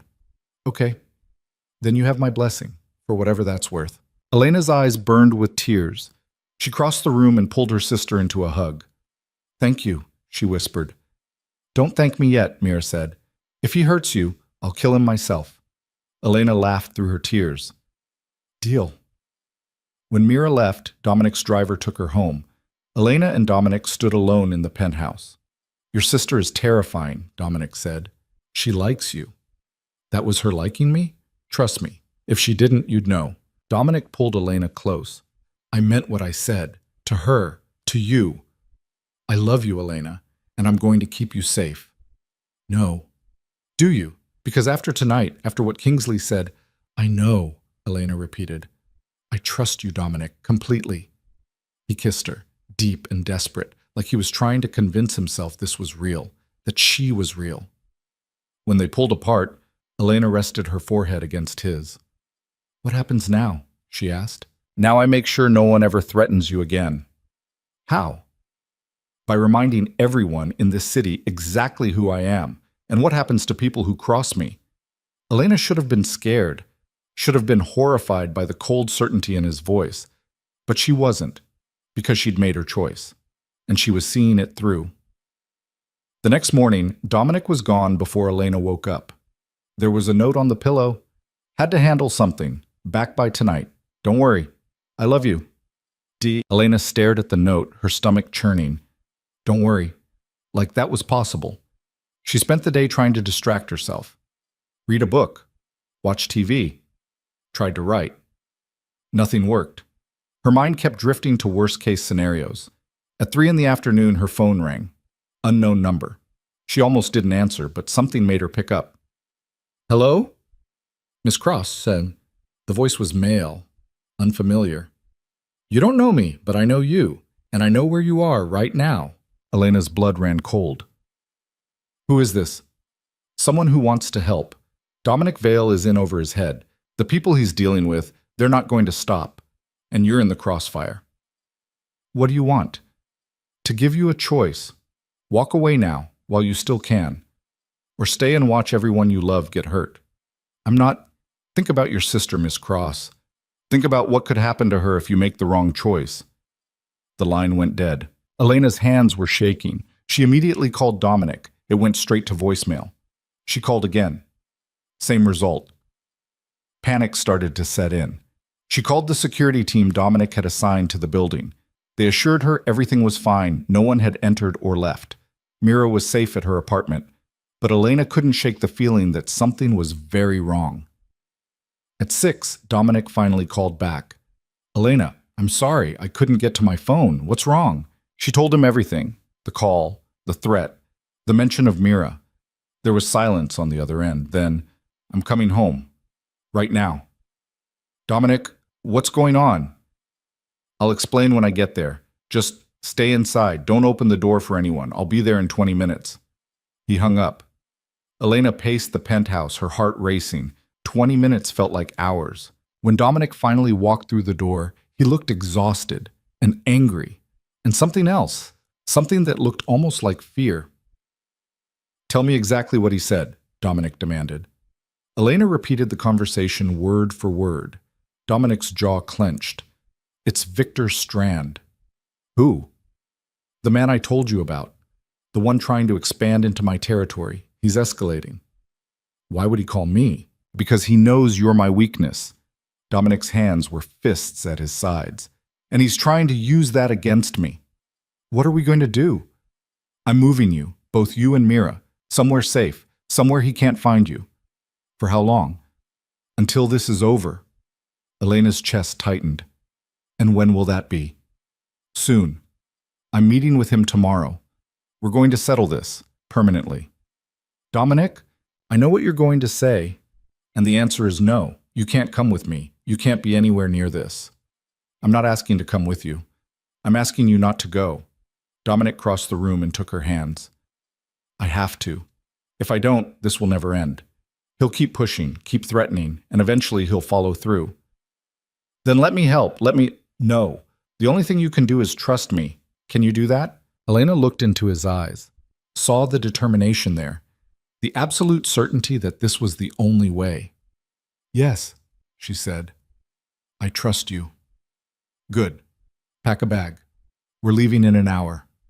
The safe house was in the suburbs, a nondescript two-story house on a quiet street surrounded by other nondescript houses, nothing that would draw attention.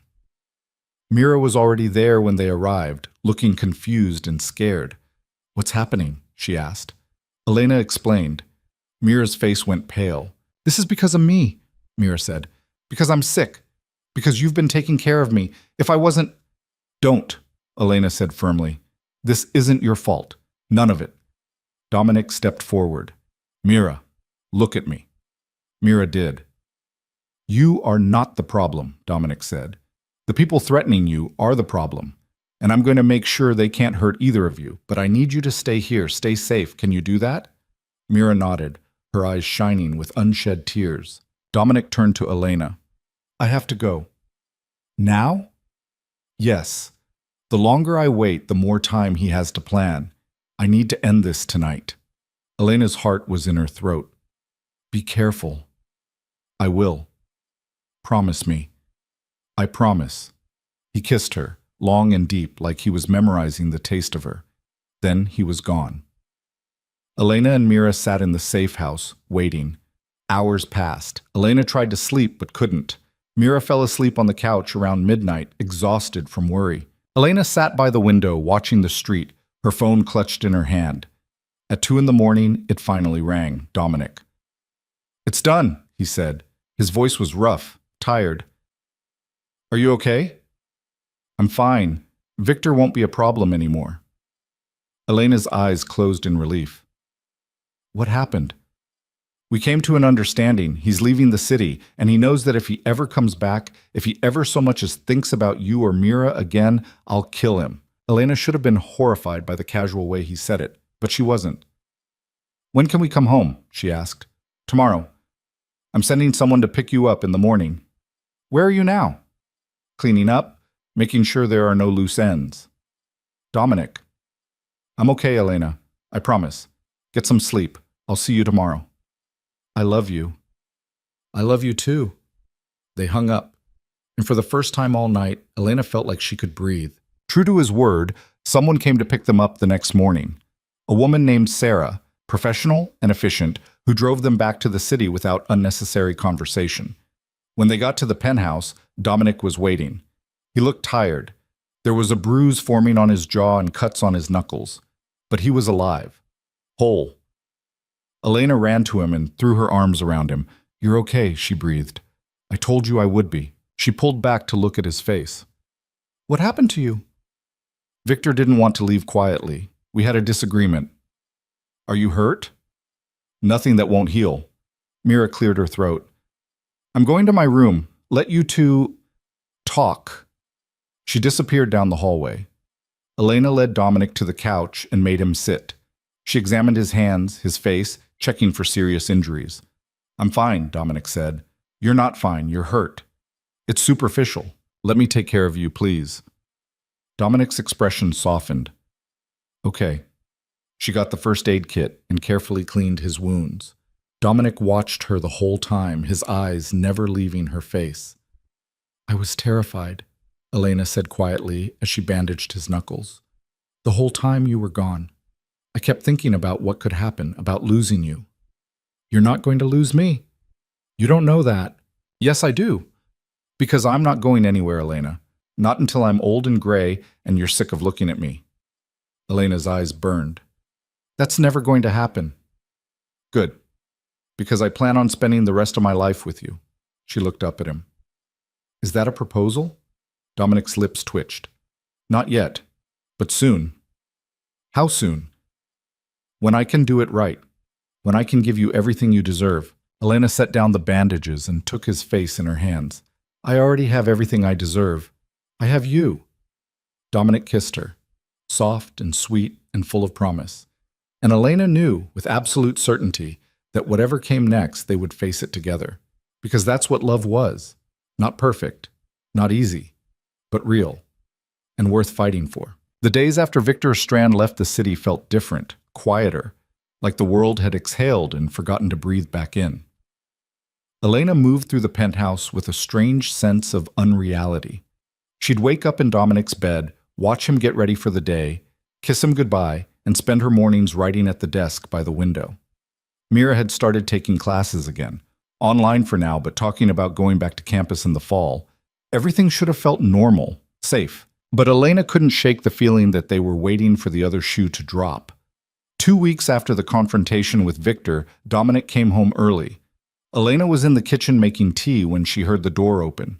She turned, expecting to see him tired as usual, ready for a drink and silence. Instead, he looked wired, alert, his eyes bright with something she couldn't quite name. "What happened?" she asked. "I need to show you something." He held out his hand. "Come with me." Elena set down her mug and took his hand. "Where are we going?" "You'll see." They took the elevator down to the parking garage. Dominic's car was waiting, engine already running. They drove west, out of downtown, through neighborhoods Elena barely recognized. The buildings got smaller, the streets got wider. Trees appeared where there had only been concrete. Finally, Dominic pulled up in front of a house. Not a mansion, not a penthouse, just a house. 2 stories, brick facade, a small front yard with a tree that looked like it had been there for decades. The kind of place families lived, the kind of place Elena had dreamed about when she was younger and still believed in normal things. "What is this?" she asked. Dominic put the car in park. "Yours, if you want it." Elena's breath caught. "What? I bought it last week. Had people fix it up, make sure everything works. It's not fancy, it's not the penthouse, but it's..." He stopped. "It's a home, Elena, a real one. The kind you and Mira deserve." Elena stared at the house, at the windows with their white curtains, at the door painted a soft blue, at the mailbox with a little red flag. "I don't understand," she said quietly. Dominic turned to face her. "I know the penthouse is a lot. I know it's not really yours. It's mine, my world, my rules. And I thought..." He took a breath. "I thought maybe you'd want something that was just yours and Mira's. A place where you could breathe without feeling like you're living in my shadow." Elena's throat tightened. "You bought us a house." "Yes." "Why?" "Because I love you, and because I want you to have choices. I don't want you to stay with me because you feel trapped, or because you don't have anywhere else to go. I want you to stay because you choose to, every day." Elena's eyes burned. She looked at the house again, at the life Dominic was offering her, the freedom, the space, the chance to be something other than the woman Dominic Vale saved. "What if I don't want it?" she asked. Dominic's expression flickered, uncertainty, fear. "Then we'll sell it, or keep it, whatever you want." "What if I want to stay at the penthouse? With you?" Something in his face relaxed. "Then you stay. Even though this is..." She gestured at the house. "Even though you went through all this trouble?" "Elena." Dominic's hand found hers. "I didn't do this because I want you to leave. I did it because I want you to know you can, that you're not stuck, that you have options, always." Elena turned to him, really looked at him, at this man who'd been watching her for 2 years, who'd saved her from freezing to death, who'd paid her sister's medical bills and protected them both, and now was offering her an escape route just to prove she had one. "You're insane," she said. "I know. And this is the most ridiculous grand gesture I've ever heard of, probably. And I love you so much it scares me." Dominic's expression softened. "Yeah?" "Yeah." Elena leaned across the console and kissed him. "But I don't want the house. Not to live in. Not without you." "You're sure?" "I'm sure. But..." She pulled back. "Can we keep it? For Mira? So she has somewhere that's hers when she's ready?" Dominic smiled. Actually smiled bright and genuine. "Yes, of course." They sat in the car for a few more minutes, holding hands, looking at the house. Then Dominic drove them home. To the penthouse. To the place that was starting to feel less like his and more like theirs. That night, Elena couldn't sleep. She lay in bed staring at the ceiling while Dominic slept beside her, one arm thrown across her waist. Her mind kept circling back to the same thought. She was happy, actually, genuinely happy. It had been so long since she'd felt this way that she almost didn't recognize it. For years, happiness had been theoretical, something other people had, something she'd stopped reaching for because it seemed pointless. But now she had Dominic, and Mira was healthy, and there was a house waiting for her sister when she was ready, and Elena was writing again, really writing, the kind of stories that felt true even when they were completely made up. She had everything she'd never let herself want, and it terrified her. Because in her experience, the universe didn't let you keep things like this. It took them away, punished you for daring to be content. Elena slipped out of bed carefully, trying not to wake Dominic. She grabbed his shirt from the floor and pulled it on, then padded barefoot to the living room. The city glittered outside the windows, indifferent to her spiraling thoughts. She stood there for a long time, arms wrapped around herself, trying to talk herself down from the edge of panic. Can't sleep? Elena jumped. She turned to find Dominic standing in the doorway, wearing only pajama pants, his hair mussed from sleep. I didn't mean to wake you, she said. You didn't. Bed felt empty. He crossed the room and stood beside her. What's wrong? Nothing. Elena, she sighed.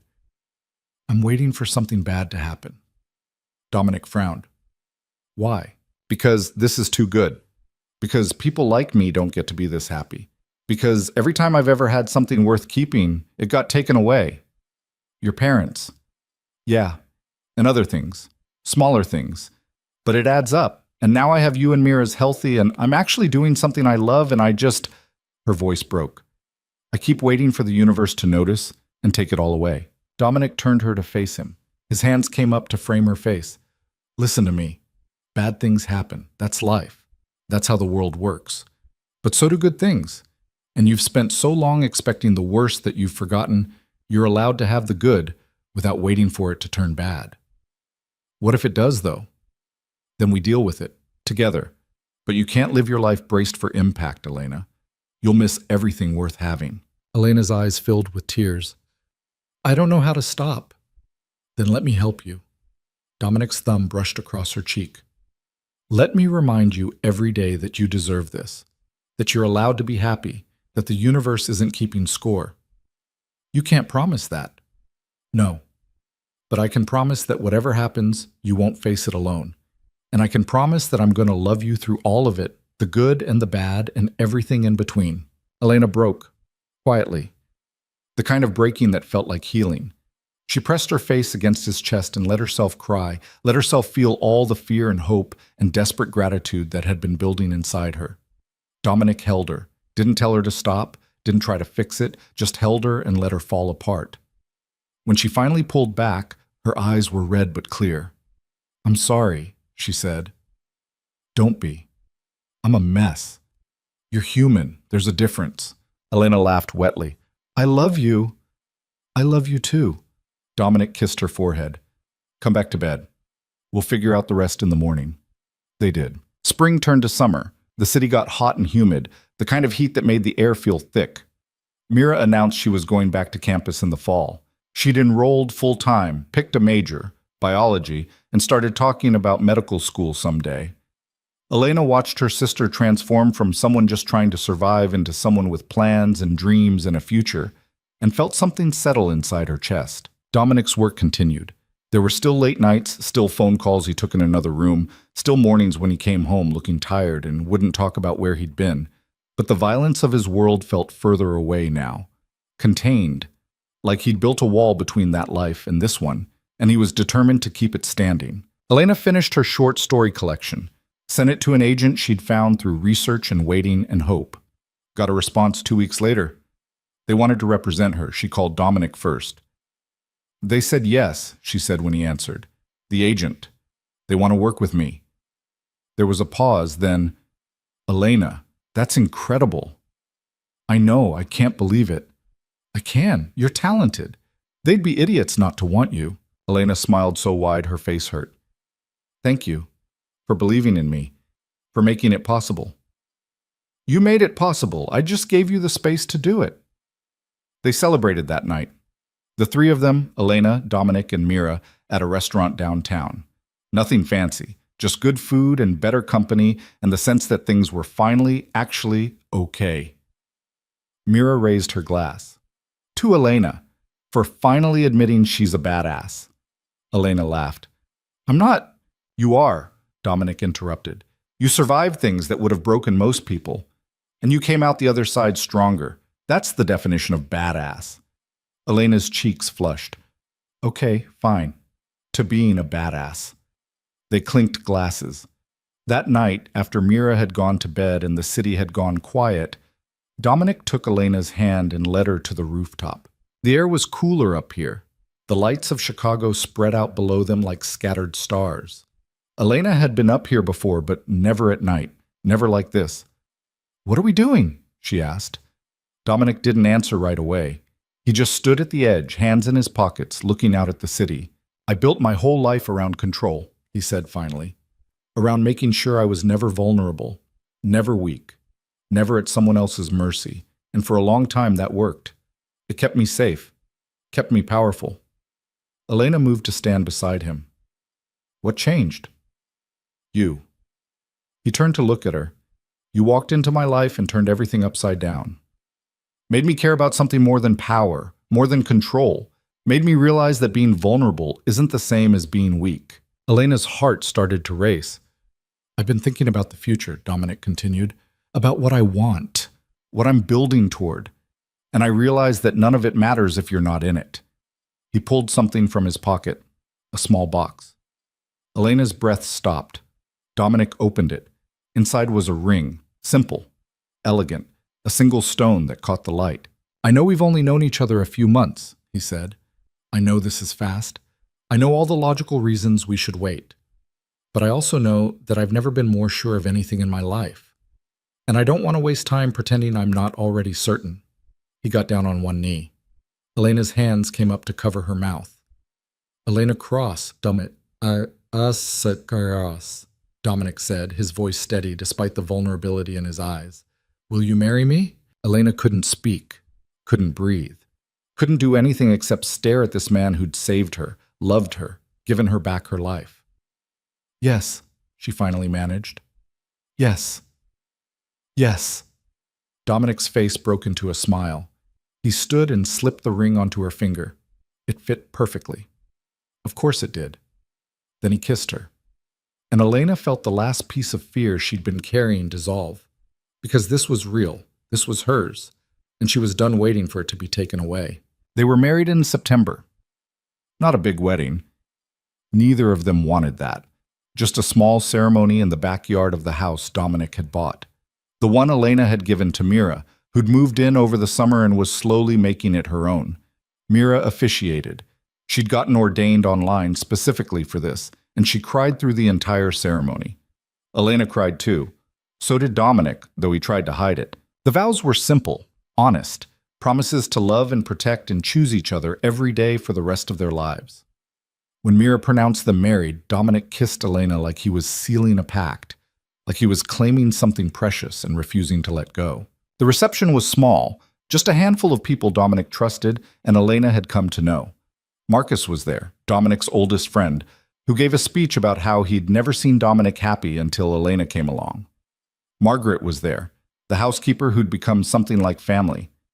A few others Elena had met through Dominic's world, people who seemed genuinely happy for them. And as Elena stood in the backyard watching the sun set, Dominic's arm around her waist, she realized something important. Family wasn't the people you were born to. It was the people who chose you, who saw you at your worst and decided you were worth staying for. What are you thinking? Dominic asked.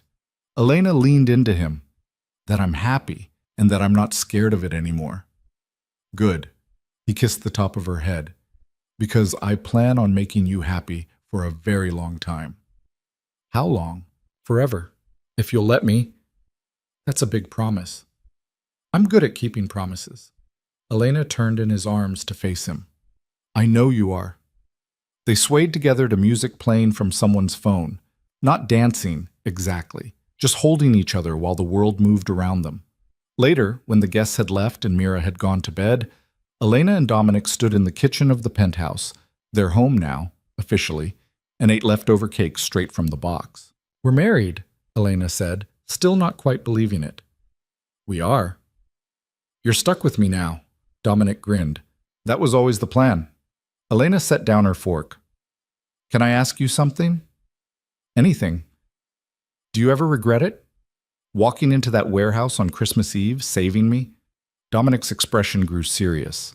Never, not for 1 second. Finding you that night was the best thing that ever happened to me. Even with all the complications, all the danger, especially with all that, because it means you chose this life knowing what it was. You chose me knowing who I am. That's not something I take lightly.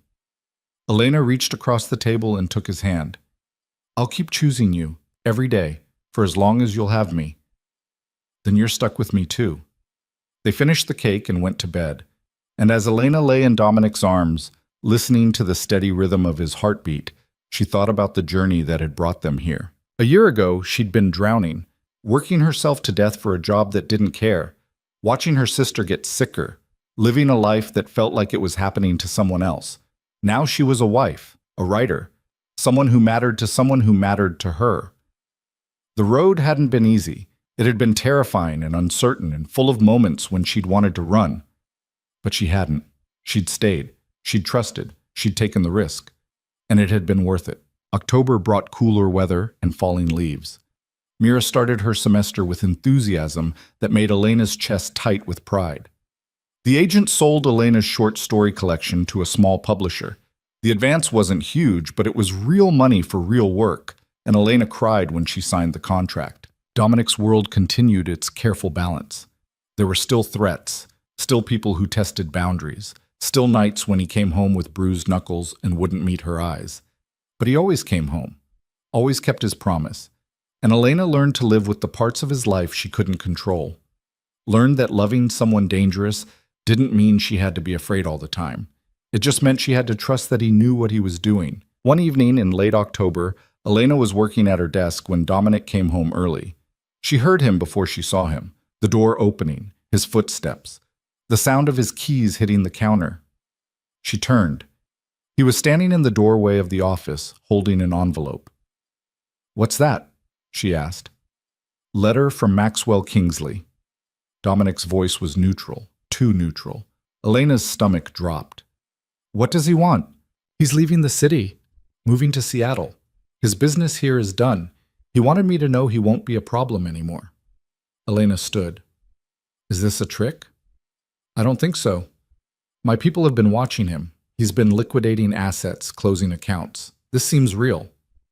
"So it's over? He's actually leaving?" "Looks like it." Dominic set the letter on the desk. One less thing to worry about. Elena should have felt relieved. And part of her did. But another part felt strange, like the closing of a chapter she hadn't realized was still open. "Are you okay?" Dominic asked. "Yeah, She stopped. "It's weird, knowing he's gone, that he can't hurt me anymore." "He could never hurt you, not with me around." Elena smiled. "I know, but still, it feels final." Dominic crossed the room and pulled her into his arms. "Good, because I'm tired of people from your past trying to mess with your present." "What about people from your past?" "They know better." Elena laughed against his chest. "You're so arrogant. I prefer confident." "Same thing. Not even close." They stood like that for a while, just holding each other. And Elena realized that this was what she'd been searching for her whole life. Not perfection. Not some fairy tale ending where everything was easy. Just this. Someone who held her when the world felt too big. Someone who made her laugh when she wanted to cry. Someone who saw all her broken pieces and loved her anyway. That night, they had dinner with Mira. She was excited about a project she was working on for class.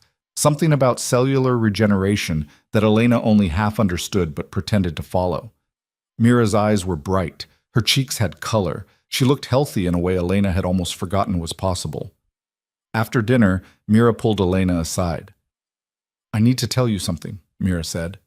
Elena's heart jumped. "What? Are you okay? Is it the—" "I'm fine. It's not that." Mira took a breath. "I've been thinking about the future, about what I want to do after I graduate." "Okay." And I think I want to go into research, cancer research.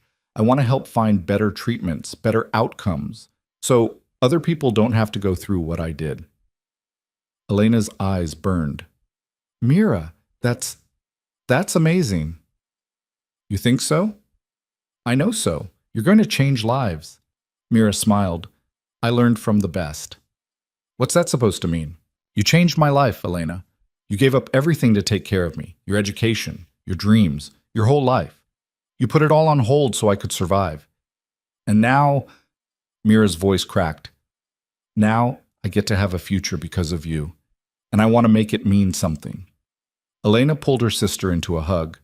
It already means something. You being here, being healthy, being happy, that means everything. They held each other for a long time, and when they pulled apart, both of them were crying. Dominic appeared in the doorway. Everything okay? Yeah, Elena said, wiping her eyes. Everything's perfect. And for once, she meant it without qualification. December arrived with the first real snow of the season. The city transformed overnight, white and clean and almost magical. Elena stood at the penthouse windows, watching it fall, remembering another December night when snow had almost killed her. It felt like a lifetime ago. Dominic came up behind her, wrapping his arms around her waist. What are you thinking about? Christmas Eve, last year. The warehouse. Yeah. Do you wish I hadn't found you? Elena turned in his arms. What? No, why would you even ask that? Because your life would be simpler, safer. If you'd never met me, my life would be over. I would have died that night, Dominic. You saved me. And then I pulled you into my world, made you a target, put you in danger. Elena cupped his face. You also gave me a life worth living. You gave Mira a chance to survive. You gave me back my dreams. You loved me when I didn't even know how to love myself. So no, I don't wish you hadn't found me. I wish I'd found you sooner. Dominic's eyes were bright. I don't deserve you. Probably not, but you're stuck with me anyway. He kissed her, and Elena tasted salt. His tears or hers, she wasn't sure. Maybe both. On Christmas Eve, exactly 1 year after the night that changed everything, Elena and Dominic went back to the warehouse. It was a strange impulse. Elena couldn't explain why she wanted to go, but something pulled her there. Some need to close the circle, to see the place where her old life ended and this one began. The warehouse was still abandoned, still cold and empty. Snow covered the loading dock where she'd almost frozen to death. They stood there together, hands linked, looking at the place where their story started. Thank you, Elena said quietly. For what? For not giving up, for searching for me, for refusing to let me die. Dominic's grip tightened on her hand. I'll always search for you, Elena, no matter where you are, no matter what it takes. You're the most important thing in my life, and I'm never letting you go. Elena turned to him. Snowflakes caught in his dark hair, melting against his skin. He looked exactly like he had that night, strong, determined, unbreakable. But now she knew the truth. He wasn't unbreakable. He was just as scared as she was, just as vulnerable. He'd just gotten better at hiding it. I love you, she said. I love you too. They stood there a while longer, then they went home, to the penthouse, to warmth and light and the life they'd built together. That night they exchanged gifts. Elena gave Dominic a watch, simple, elegant, with an inscription on the back that read, You found me. Dominic gave Elena a leather journal with her initials embossed on the cover. For your next book, he said. Elena ran her fingers over the smooth leather. You think there'll be a next book? I know there will be. You're just getting started, Elena, and I want to be there for all of it.